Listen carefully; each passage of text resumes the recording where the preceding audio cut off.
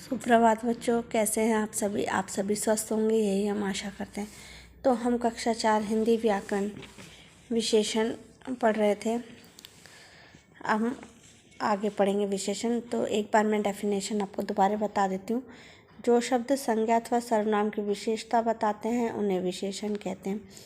विशेषण 5 प्रकार के होते हैं: गुणवाचक विशेषण, परिणामवाचक विशेषण, संख्यावाचक विशेषण, संकेतवाचक विशेषण और व्यक्तिवाचक विशेषण। हमने पढ़ लिया गुणवाचक विशेषण, जिससे गुण दोष प्रकट होता है, वह गुणवाचक विशेषण कहलाता है। परिणामवाचक विशेषण, जिसमें किसी वस्तु का माप तोल हम बताते हैं, उसे हम क्या कहते हैं? परिणामवाचक विशेषण। तो आज हम पढ़ेंगे आगे संख्यावाचक विशेषण। जो शब्द संज्ञा या सर्वनाम की संख्या बताते हैं उन्हें संख्यावाचक विशेषण कहते हैं।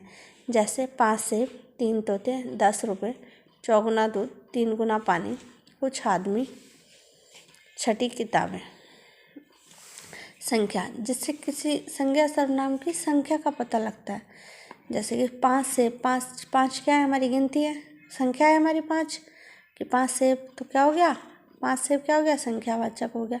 10 रुपये तो हमें पता लग रहा है ना कि 10 रुपये हैं हमारे, तो ये क्या है? हमारे संख्यावाचक शब्द है। अब है हमारा संकेतवाचक विशेषण। जो शब्द संज्ञा से पूर्व आकर उसकी ओर संकेत करें उन्हें संकेतवाचक विशेषण कहते हैं। जैसे यह लड़की, वह घर, वे लोग आदि। संकेतवाचक विशेषण को सार्वनामिक विशेषण भी कहते हैं, अर्थात सर्वनाम का प्रयोग विशेषण के रूप में होता है। संज्ञा से पूर्व आकर उसकी ओर संकेत करते हैं, मतलब कि संज्ञा लड़की क्या है? संज्ञा तो वो क्या कह रहा है? यह लड़की, वह घर, वे लोग। तो संज्ञा से पहले आके उसके बारे में बताते हैं, वो संकेत करते हैं, तो वो कैसे कहलाते हैं? संकेतवाचक विशेषण। और संकेतवाचक विशेषणों को क्या कहा जाता है? सार्वनामिक विशेषण। तो देखो इन्हें समझे। निश्चयवाचक सर्वनाम, यह शैतान है। और सार्वनामिक विशेषण क्या हो गया? यह बालक शैतान है। यह लग गया, बालक शैतान है। वह जाता है, वह आदमी जाता है। तो हम कह रहे हैं ना कि संज्ञा से पूर्व आकर उसकी ओर संकेत करते हैं, तो क्या कहते हैं? संकेतवाचक विशेषण या सार्वनामिक विशेषण। उसने फल तोड़ डाले, उस बंदर ने सारे फल तोड़ डाले। आया समझ में? अब है हमारा व्यक्तिवाचक विशेषण।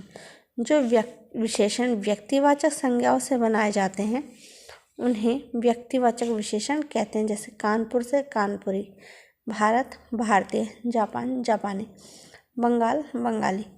जो विशेषण व्यक्तिवाचक संज्ञाओं से बनाए जाते हैं उन्हें हम क्या कहते हैं? व्यक्तिवाचक विशेषण कहते हैं। अब आगे पढ़ेंगे विशेषणों की रचना। तो रचना की दृष्टि से विशेषण 2 प्रकार के होते हैं। पहला मूल विशेषण, दूसरा यौगिक विशेषण।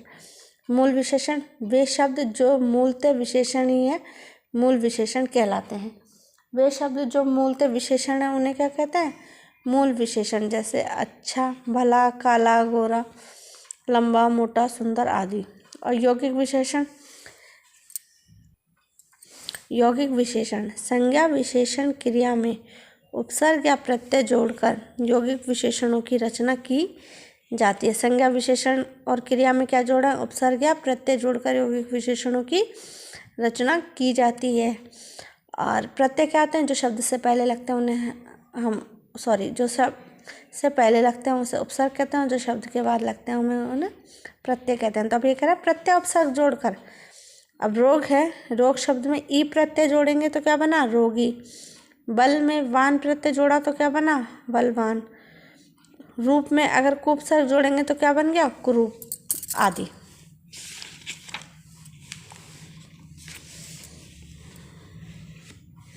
नीचे विशेषणों की रचना के कुछ उदाहरण दिए जा रहे हैं, इन्हें याद कीजिए। शब्द है, विशेषण है।